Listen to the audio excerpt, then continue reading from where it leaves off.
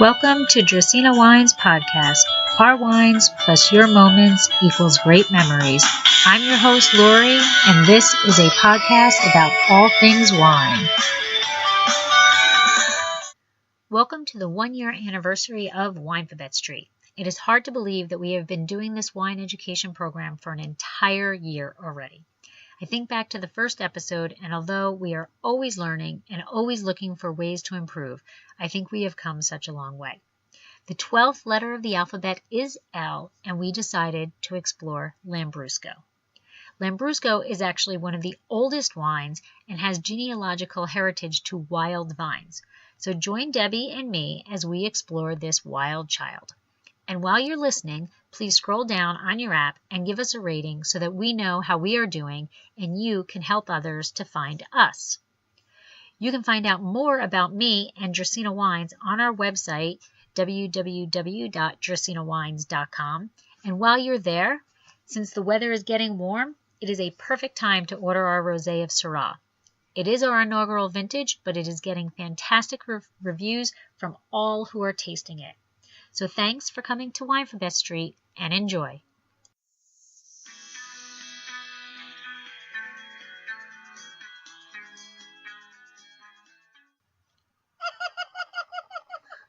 Elmo is very happy today.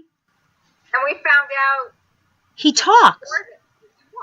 Elmo is one ticklish monster. The things you learn a year later. I know. And actually, I think today is our 12th episode. Yes, it is. So happy anniversary.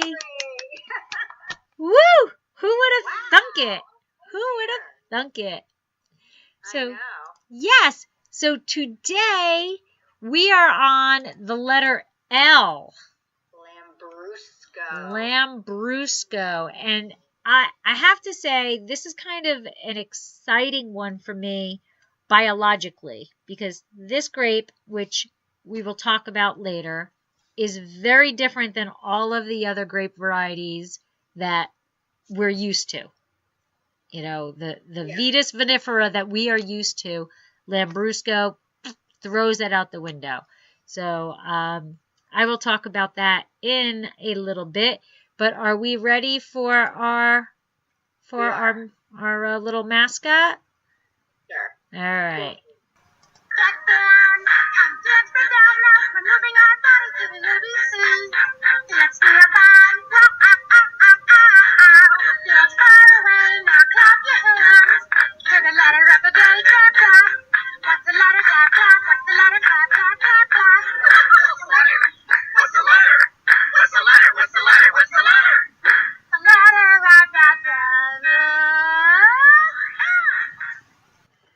All right. So the letter of the day is L, and it is for Lambrusco. Now, I don't know, Debbie, I have never had a Lambrusco before. I have. You have. Okay. I have. And I sent my husband in to buy one bottle of Lambrusco. I said, just under $20, and he came home with 4 bottles. What's a Lambrusco party? I'm like, what were you thinking? He's like, oh, I couldn't decide. All right. I don't know, because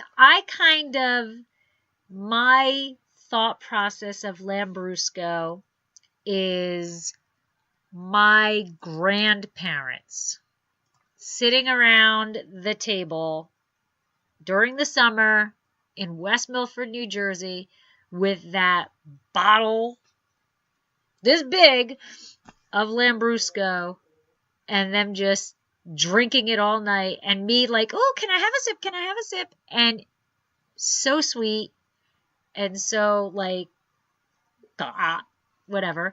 I don't have any memory No. like that.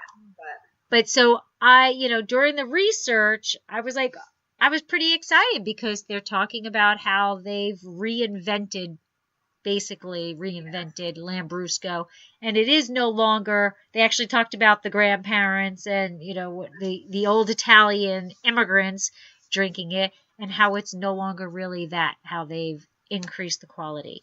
So I'm kind of excited to. What I thought was interesting was the different Lambrusco varieties. It's not just one grape.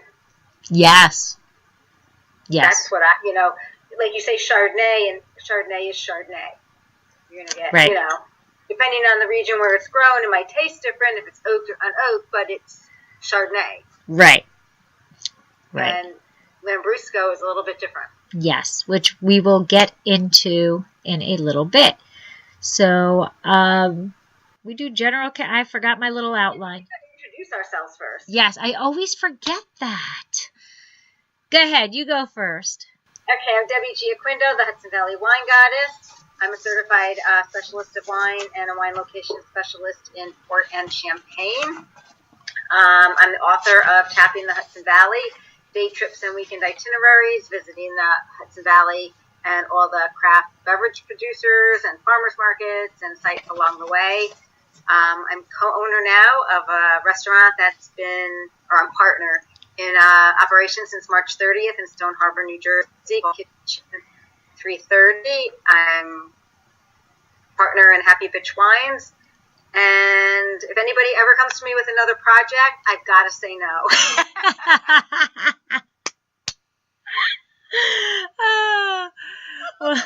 Well, Elmo thinks it's funny too.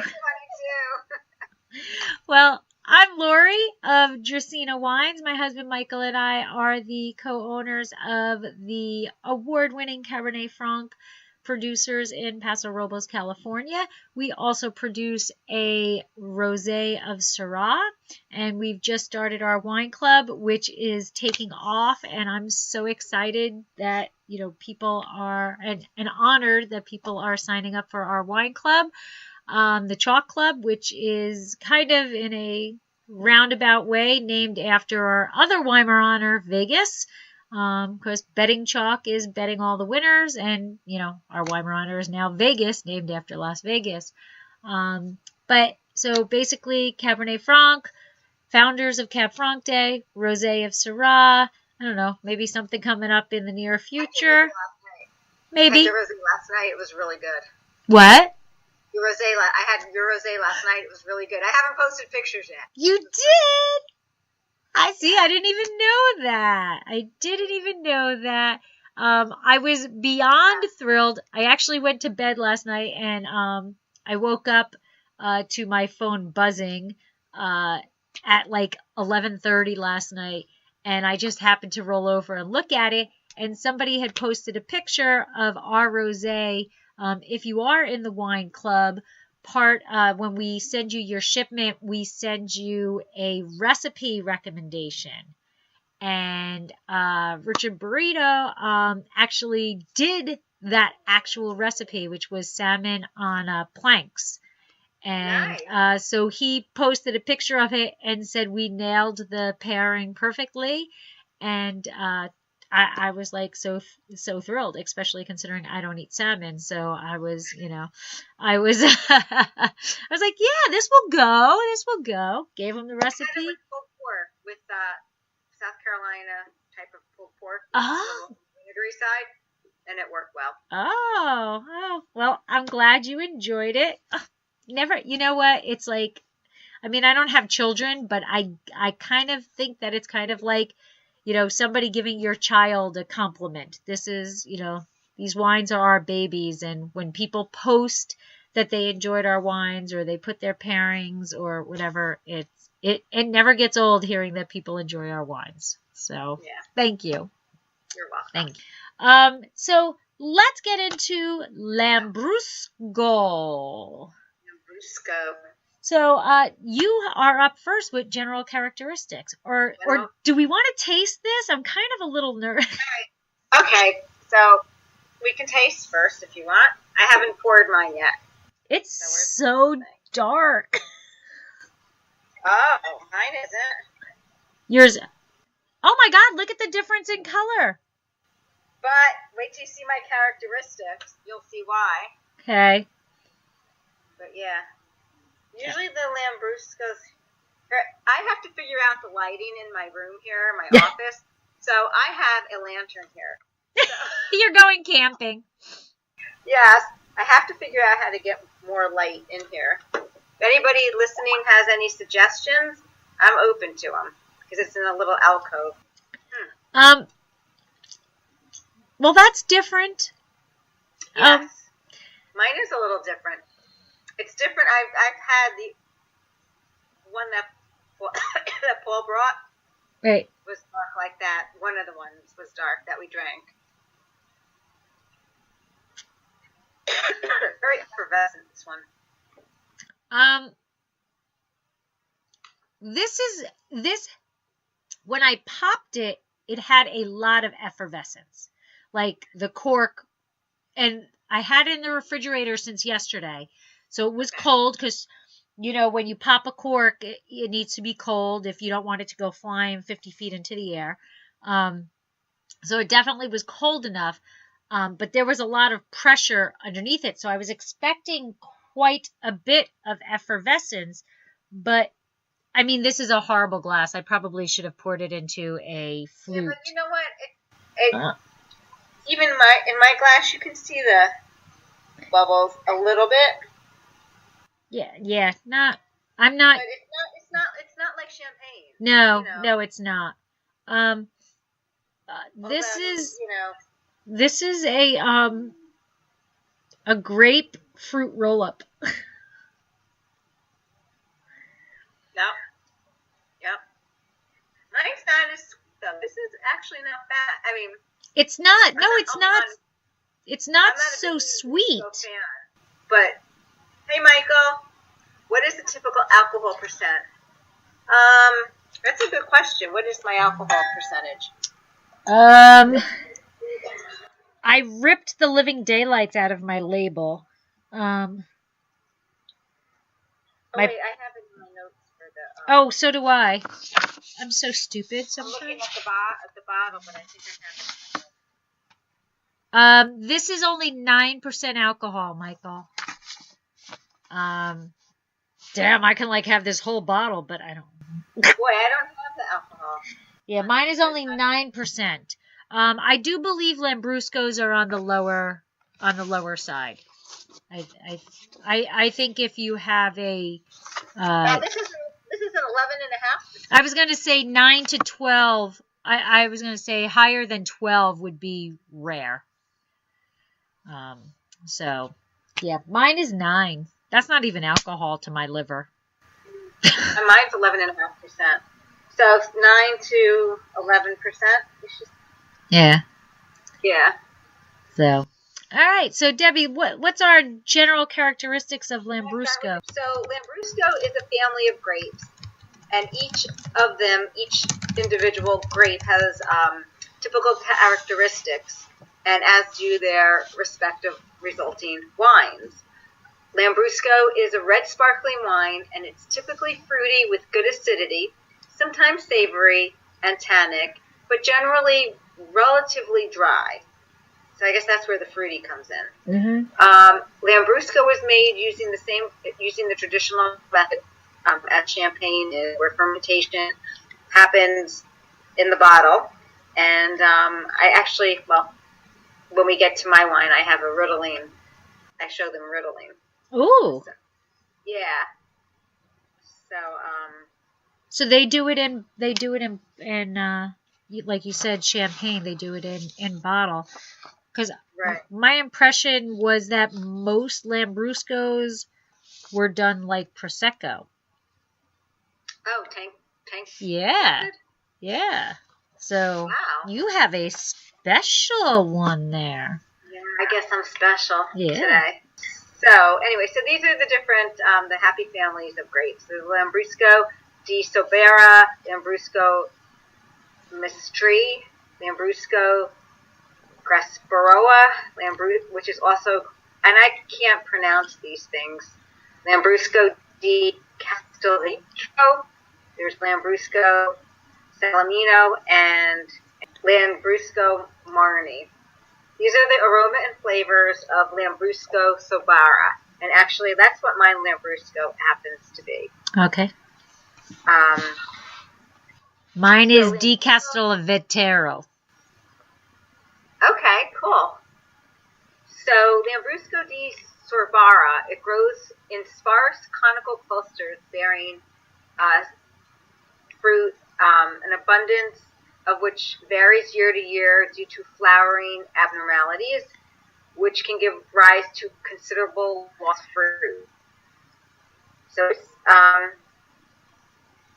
they don't know what causes the issue, and they think it's the sterility of the pollen. Mm. The traditional area of cultivation lies between Secchia and Pinero rivers, formed in conjunction floodplains of the two rivers where the soils are sandy and loose and rich potassium. When the vine's grown on soils with higher clay content, the wine takes on a deeper color than usual and loses much of its scent. That's interesting. So the color is the lightest of the Lambrusco grapes. It may look like a rosé, but it is indeed a red wine, kind of like mine. The grape has skins with a little pigment. The wines made with this grape tend to be fragrant, floral, fresh and fruity, bright acidity, and dry. Strawberry, raspberry aromas, hints of violet, red berry. So those are the aromas and flavors of that particular one. Then we get on to Lambrusco grasparosa and Lambrusco di Castelvetro. Is this the one that you have? Yeah, that's what I have. I have Lambrusco di Castelvetro. Okay, so the vines are distinguished by a special characteristic. In the fall, the leaves turn, not just the leaves turn red, but the stalks and the pedicels turn red. Right. The grapes, they range from plummy dark blue to blackish. They have a thick skin, contain medium juice, sweetish, due to its lack of vigor. The Lambrusco grasparosa vine is best cultivated in smaller vineyards. It's a dark wine, deep ruby in color, red and black fruit, tannins. It can be dry, savory, bright acidity. Fuller body wine due to the clay soil, and it can leave a bitter taste in your mouth. And scent of peach and almonds. Do you get any of that in yours? I am cherry and almond. You're cherry and almond? Cherry and almond, and I kind of, you know what, I wouldn't have said violet, except I saw violet, so you know how that puts it in your brain. Yeah. But this is like opening a bag of almonds. Oh, interesting. Yeah, there's cherry, there's cherry, but the flavor is grape fruit roll. So Lambrusco Salamino. Yep. That one's up next. Here the soils are accumulations of sediment left behind by the flooding of various rivers and streams that cross the Monese plains from south to north. Silt, sand, and clays are present throughout the area, so that's what influences the grape. The wines here tend to be ruby colored, purple edge, purple hue, fruity and grapey, bright acidity, and it has a dry finish. And it's grown around Modena and Reggio Emilia. Lambrusco Mastery. Ooh, double bubble, my favorite gum on the face of the earth. Yes, this actually was found to be have a parent-offspring relationship with Cortana. That's another grape I know absolutely nothing about. Maybe we'll try that for us. It's hardier. Its wine is dark wine with intense purple hues, purple tones with a deep ruby hue. Fruity, flesh, bubblegum characteristics on the aroma. Complex flavors of dark plums, ripe blackberry, milk chocolate, and violet. It's soft and creamy with a fresh grapiness quality. I don't know. That kind of sounds interesting. Yeah. I don't know. I seriously love double bubble. Like, seriously, you want to be my friend, bring me double bubble. But I don't know if I want that in a wine. But the maybe chocolate covered cherries with the mix of the two. Yeah. But violet seems to be the main, throughout the whole. Throughout all of them, violet is. Yeah. Is there. There it is again. And an iris. Yeah, violet gets around. So Lambrusco, we're on Lambrusco Marni, right? Yeah, Lambrusco Marni. I need a pronunciation class. These wines are not as fruity, but tannic and acidic. Floral, you'll get violets, iris, peonies, blackcurrant, and red cherry. When it's well made, it's not too tannic, and it's bright with a juicy personality. So that sounds more like something I could deal with. Yeah, I don't know.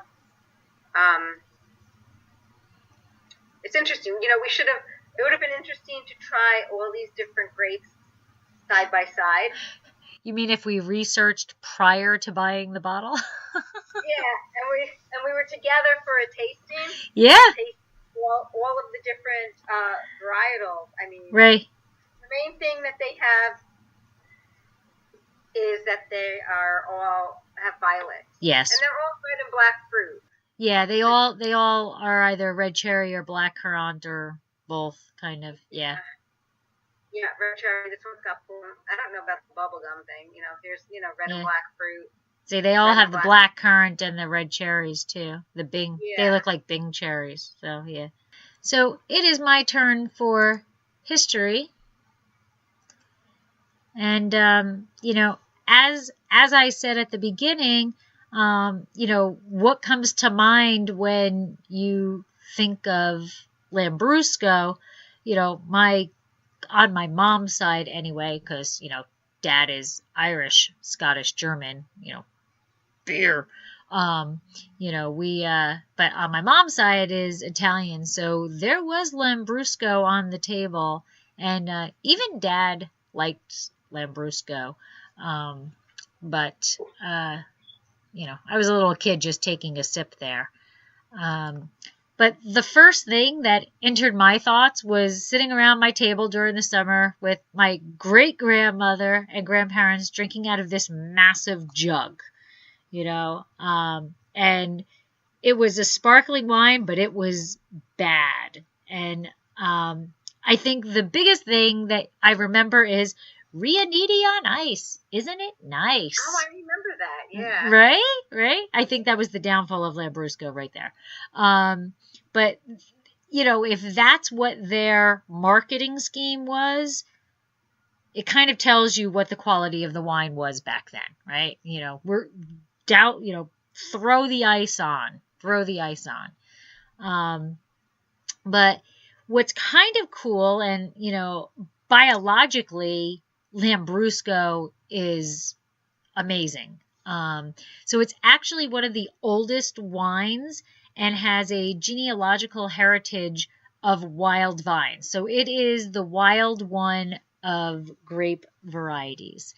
The ancient Romans used to call it labrusca, from the Latin labrun, which actually means edge or border. And that's a perfect name for it because it used to grow, or it still actually grows wildly along the edge of vines. The edges of fields. So these are actually the non-domesticated grapevines. So our Chardonnays, our Merlots, our Cab Francs, they've all been domesticated. So these are, the wild ones out there. So it's kind of like, we have the domesticated dogs, they live in our houses, they're tame. And then you've got, just went out of my head. What's they're called in Australia? The Outback? No, the dogs. There's dogs out running wild in Australia. I'm going to say the wrong word and it's probably going to mean something else, so I don't want to say it. But you know, there's wild dogs, there's wild cats versus domesticated cats. Lambrusco is the non-domesticated, the wild grapes. Lambrusco is different than any other of the grapevines we're familiar with because it is a wild vine. It actually can pollinate with like anything that's out there. So our grapes that we're used to, the Chardonnays and all of those, you know, they're self-pollinating and they kind of stay within, you know, their own species, and we have our clones. Where Lambrusco is like, I'm going to send my pollen out there. My stigma's going to be ready to accept any pollen. So they actually can pollinate with other grape varieties, dandelions, wildflowers, like they'll pollinate with anything. So we get a lot of different Lambrusco varieties. So, so you were talking about some of the different varieties, and that's all because they've pollinated with something other than their own grape clusters. So next up is back in the time, the Romans actually fermented the Lambrusco in an amphora, and this is a pretty decorated amphora that's found in the National Museum of Scotland. And what they did was they would fill this with the wine and they closed it and placed the amphora underground to keep it well chilled. But if they wanted it to be sparkling, they actually would put it in a little warmer place, and that would allow for the fizziness. Okay. So, Modena, Parma, and Reggio Emilia are the best known regions for Lambrusco. Archaeologists have found seeds that offer proof that the labrusca grapevine thrived in the Modena and that the people who lived there paid a great deal of attention to it. They really loved this vine. They, you know, it wasn't, even though it was wild, they kind of tended to it. They paid attention to it. They picked it. They watched what was going on. There are, as you said, there are several types of Lambrusco de Modena, depending on the type of grape and the region where it is grown. It is most widely produced in the hills surrounding Modena, but also grows in nearby Reggio Emilia and even in Parma and Lombardy. Now, the downfall of Lambrusco was by far the 1970s, where although there were dry versions of Lambrusco, it is typically a dry wine. During the 1970s, the Americans were drinking the cheap sweet wines, and what happened was the Italians were like, yeah, these people in the 70s, man, they're going to drink all this sweet stuff. Yeah, we're going to pump them with all this basic garbage, and they're going to soak it up. And that's exactly what happened. So the Italians flooded the market with the sweet stuff because the people were pretty much, I'm going to go. I'm stuck. Not that this was historically found in any documentation, but it was the 70s, you know. They didn't know what they were drinking. So anything sweet, you know, while they were at, all I keep thinking is Goldfinger from Austin Powers and Studio 54, you know. Yeah. So the Italians flooded the market with the sweet stuff. And as the decade came to a close, people started to go, their palates started to change, and they started to realize there were differences in wine. And unfortunately for Lambrusco, it got caught up in the past. So people saw Lambrusco as fruity and sweet, and they began to turn their noses up to it. So this is a little similar to some of the slides that you presented. Lambrusco is actually the name of the grape, and it is the name of the region in which it is grown. With all the different types of Lambrusco, we have Grasparosa, Salamino, and Sorbara, those being the most common ones. Lambrusco Grasperosa de Castellavecchio, which is what I have, tend to be the most tannic and full-bodied, while Lambrusco de Sorbara will be the most fragrant. So there actually have been identified over 60 varieties of Lambrusco throughout Italy.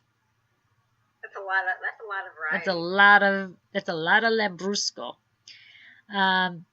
And as I had said earlier, I don't know if we were on air or off air at that point, but most Lambrusco is actually made in steel tanks, but there are a few that are still made in the traditional champagne method, which is what you have, with a second fermentation in bottle. So Italians are now fighting hard to show that they are more than just the cheap, sweet red wine of the 70s. They are lobbying to have Lambrusco only on wine labels, Italian wine labels, kind of similar to how champagne has to be produced in Champagne. So they're trying to get it to be very regimented, so you know what you're getting.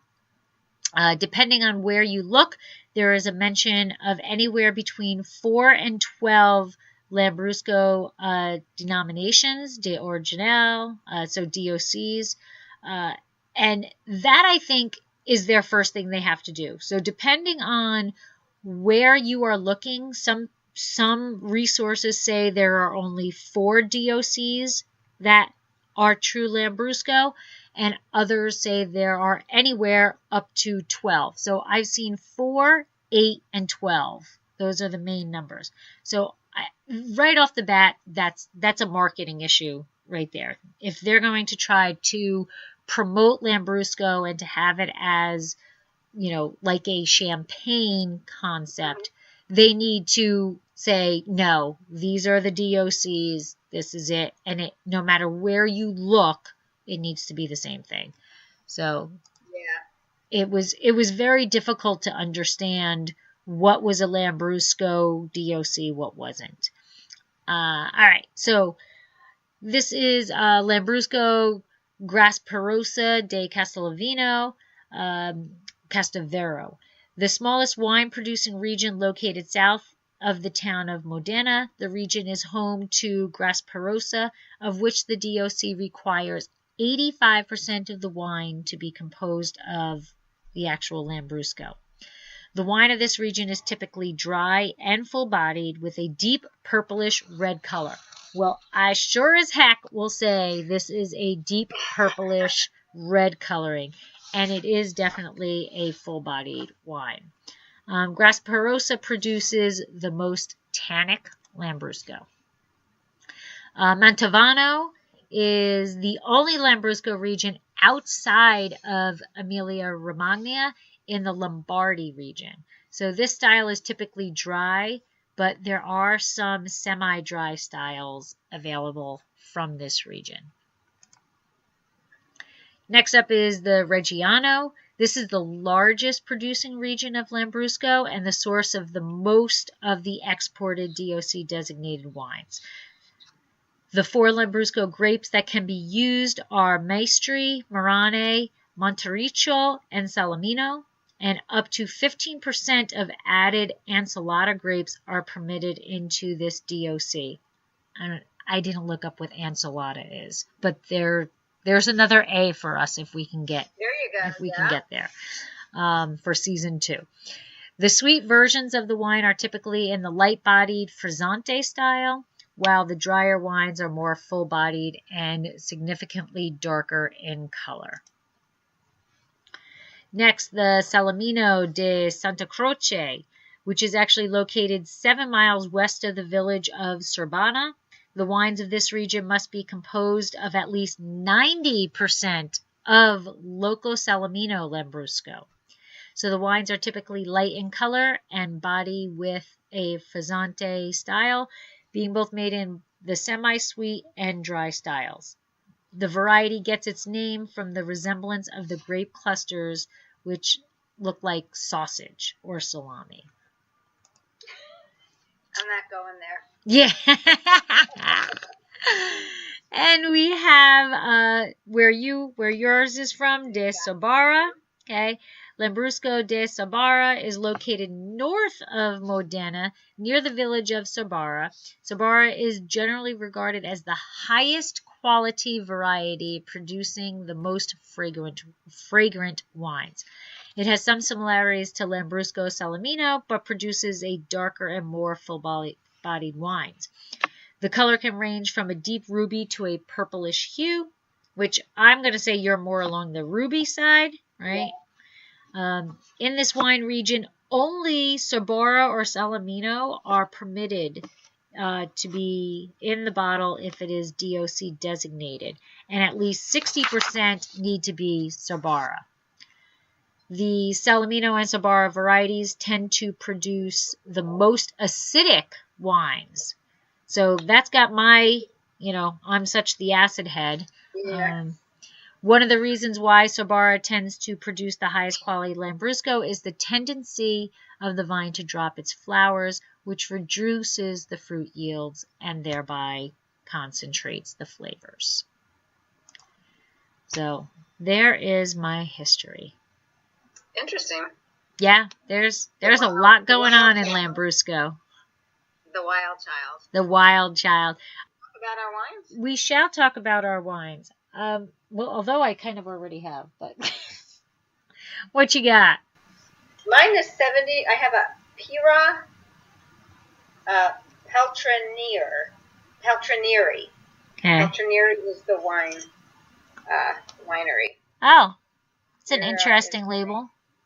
Yeah. There's got to be something significant about the label. I couldn't find my answer, though. Yeah. And it was a little late in the day for me to email them. But this is 70% Lambrusco Sabara and 30% Lambrusco Salamino.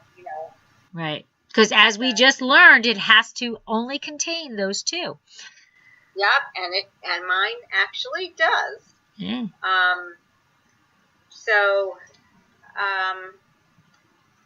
This dry, I will say.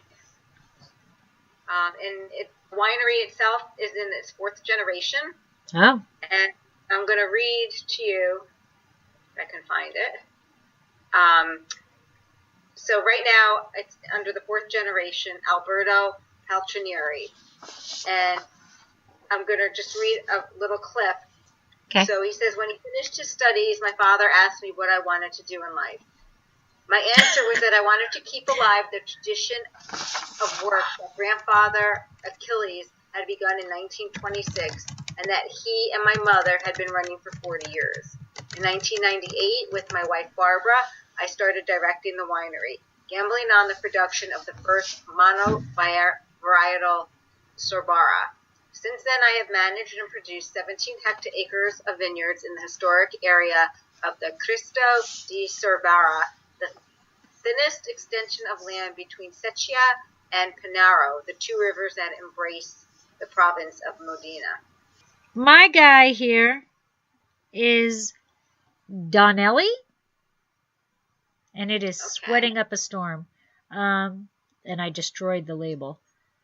So it is Donnelly, and as I said, it is from Grasparosa de Castelvetro, and it is based in the northern Italian region of Emilia-Romagna. Donnelly has been producing wine since actually 1915.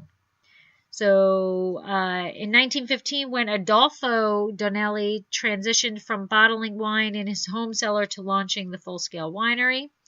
From the start, Donnelly dedicated himself to the production of Lambrusco. I guess if you're going to live there, that's what you're going to make. I mean, that's, the Giacobazzi family took control of the winery in the mid-90s and has been carrying on the respected traditions of the Donnellys. Antonio Giacobazzi is now president of Donnelly and has joined the businesses with 3 of his children, Alberto, Giovanni, and Angela. Their vineyards span 110 acres, which is quite a bit, and Donnelly's estate-owned vineyards are planted in various strains of the native Labrusco varietal, as well as other indigenous grapes. So what I'm kind of getting is a lot of red berries. I get that almond, big time almond. I get the almond in mine too. Yeah. They More on the aroma. they say they're spicy notes. I am not getting any spice, but that's what they're saying. It's even though the region is known to be highly tannic, this is not a very tannic wine. I wouldn't say it's tannic. But it does have a decent amount of acidity. The grapes for this wine were grown on a calcareous and clay soil, and they were hand harvested and then vinified in stainless steel tanks with maceration at a controlled temperature. The wine fine, producing using the Charmat or the tank method for the second fermentation. 90% Lambrusco grasparosa, 10% Malbo Gentile, no clue, and that is all from the city of Modena. Those are from the city of Modena, and the average the average vine age is 20 years. As I said earlier, it's 9% alcohol. It's got 7.5% acidity, or 7.5 grams per liter of acidity, and 35 grams per liter of residual. So, Wow. yeah, wow. It doesn't really taste that sweet at all. I mean, I wouldn't. The acidity, acid balance. Yeah. Acidity. Yeah. It's just not my cup of tea, you know. And it does retail for, everything is always on sale where I buy the wine. So it's typically $12, but I got it for $9.99. Yeah, mine was $10. Right. So, all right. We are going to go to food pairings. Since Lambrusco hails from the Emilia-Romagna region of Italy, you got to go like with like. So you're going to be looking at a lot of Italian type foods. First up is pork. So smoked pork shank with Lambrusco sauce and roast bologna potatoes. Next is a charcuterie. Seriously, any wine can go with that, But they recommend the whole muscle meats. So, those with that nice little blah in there. So prosciutto, dry cured, aged pig's leg, bresaola, which is beef prosciutto, capicola, which is dry cured single muscle from the top of the shoulder, and smoked ham, which is Serrano ham. So I don't consider it charcuterie unless there's cheese, and there's no cheese. I guess, is that cheese there? It's blue cheese. No, okay, well, yeah. I don't do blue, so there we go. All right, next is porchetta, which is rolled pork with herbs. So Mike makes this. Do you eat it? No. Mike makes it when my parents are around because they like it. They like it a lot, so I guess it's good. I don't know. But no, I do not. All right. Pizza, baby. That's mine, by the way. That is my pizza. So if you can see that way down there, recipe found on wine pairing with dracaenawines.wordpress.com. That is Mike's favorite dough recipe right there. It's a little deep dish. Good stuff. All right, next up is barbecued chicken. Yep. And there's my jam.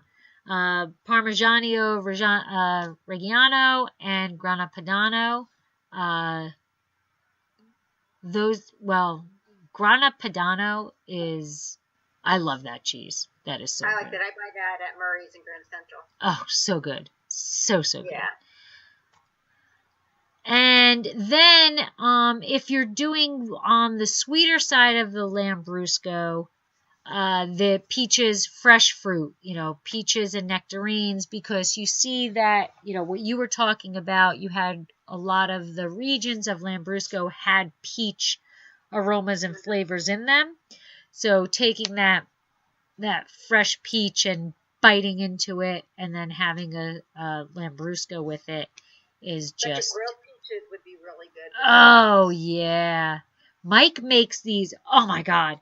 He takes the peach, he cuts it in half, and then he, where the pit goes, he takes macaroons and he crumbles up the macaroons and does something with it, and then stuffs the peach with the macaroon, and then he puts some sort of sauce over it, and then he bakes it, and that would be incredible. Wow.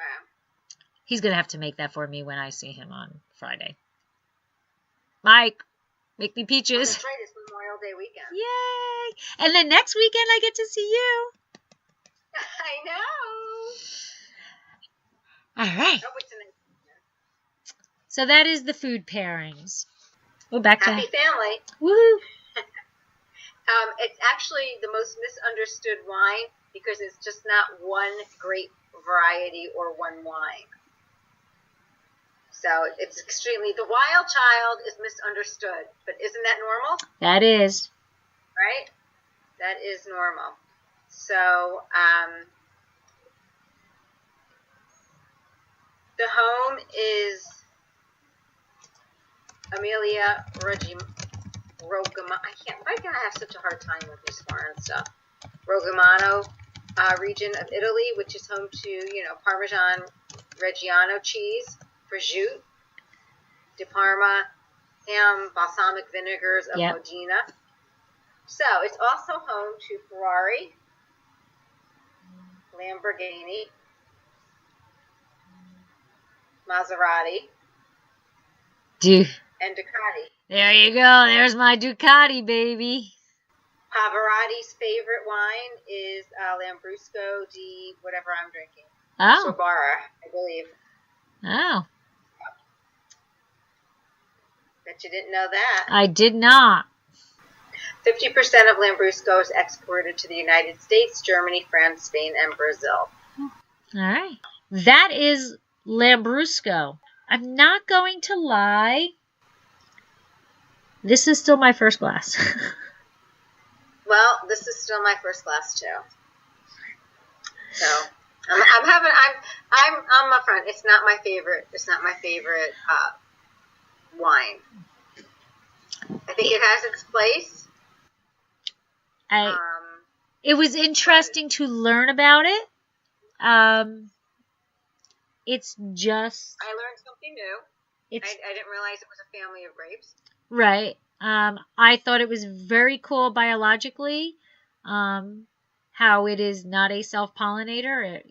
It pollinates with everything out there. But... So the wild child also has sex with everything out there. But there's just nothing good about this wild child. Yeah. Yeah. So it is, it's an interesting grape variety, and it has its place, and as I definitely promote 100% of the time, do not let other people tell you what you like and what you don't like. I do the same thing. If you like it, drink it, and enjoy it. And from what I've seen, the price point is fantastic.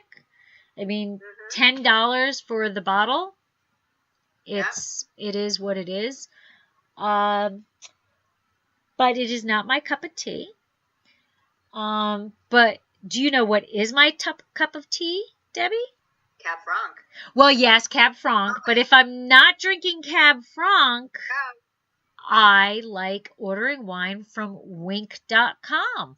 Because what is incredible about Winc.com is that you do a little profile taste. You know, they ask you these little cute little questions, and they give you a palate profile. And from that palate profile, they start suggesting wines for you. And you can pick 4 bottles and put them in your shopping cart.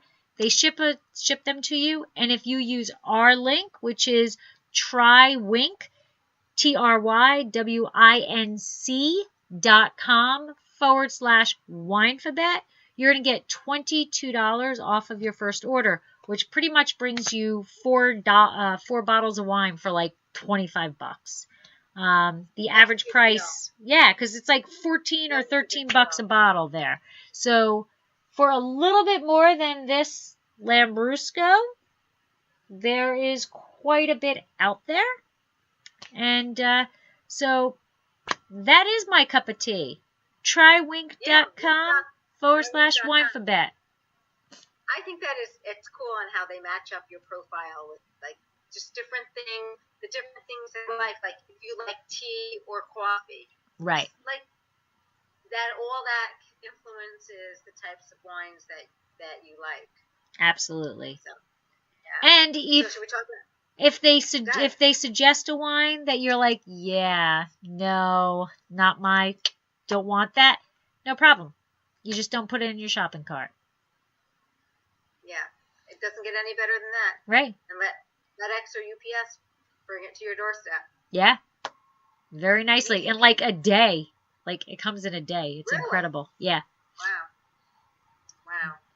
So next month, should we talk about next month? Yes. Next month, we visit Spain. Not going to lie, kind of happy to be out of Italy. Yeah, Not that, I shouldn't say that because I would love to go back to Italy, but we've been doing quite a bit of Italy. Yeah. So I'm kind of looking forward to it because the Mencia grape, I don't know anything about it. No, me neither. And I'm really looking forward to learning about it and tasting the wine. Yeah. It's not going to be a wild child, though. It's not going to be a wild child. It's not as wild as Lambrusco. No. I don't think you can get any wilder than that. No. We need to do the theme wild thing. I think I love you. You don't want me singing, believe me. So yes. So next week, next month, do you have the date, Debbie? Because I always count on you for that. Next month it is June 18th. Monday, June 18th. 8 p.m. Eastern. Same bat channel. Lori and I will be here. Will you still be here? I will still be. I will be back here. Yes. Okay. Yes, I will be back from California on the 30th, and then I head back to California on the 27th. Okay. So that actually reminds me, I need to pack my N and O because that will be California. I need to pack them. Oh yeah. You should have just waited to purchase them out there. Well, the N is a Winc wine, so it got sent to me here. But the O and O, we're gonna have a special guest, right? Right, that's what you said. Yes, we are going to have a special guest. I'm keeping him a secret though.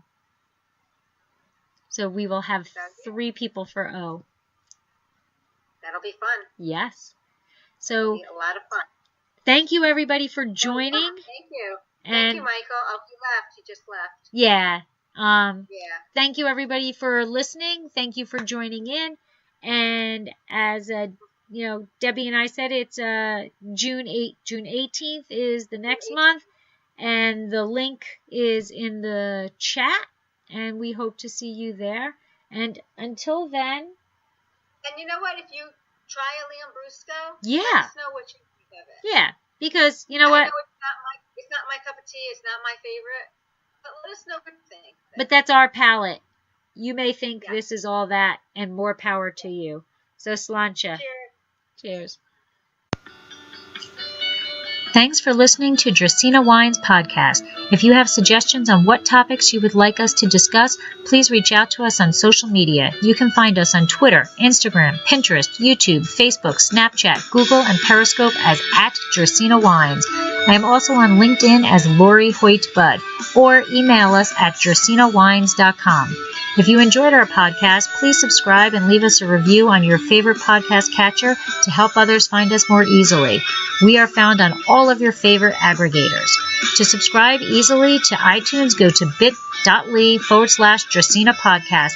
That's bit.ly/Dracena podcast. And that's a capital D for Dracena and capital P for podcast. Please check out our award-winning wines and find out about our wine club at dracaenawines.com. And remember to always pursue your passion. Sláinte!